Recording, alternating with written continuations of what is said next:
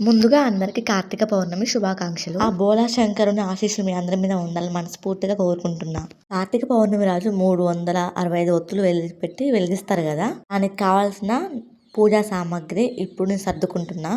అవేంటంటే పసుపు, కుంకుమ, 365 ఒత్తుల దీపం, అరటి పళ్ళు ఒక్క, తమలపాకులు, ముగ్గు అగరబత్తులు, అక్షింతలు గంట, అగ్గిపెట్టె నూనె డబ్బా, కర్పూరం అంటే కొబ్బరికాయ. ఇవి అన్ని గుర్తు పెట్టుకొని నేను తలస్నానం చేసి చీర కట్టుకొని అన్న ఒక దగ్గర పెట్టుకున్నా. ముఖ్యంగా విడి పువ్వులు పాకులు ఎక్కువ పెట్టుకున్నా. పసుపు గణపతికి చేయడానికి కూడా కావాలి, తాంబూలం ఇవ్వాలని. రాగి చెంబు పెట్టుకున్నాను. ఇక ఇందులో బాస్కెట్లో పెట్టుకుంటున్నాయి ఇవన్నీ. ఇప్పుడు నేను కూడా చాలా వీడియోస్ చూసాను, చాలా బాగున్నాయి, మంచిగా చెప్పారు కొంతమంది. పోయినసారి కంటే నేను ఈసారి బాగా చేసుకున్నాను.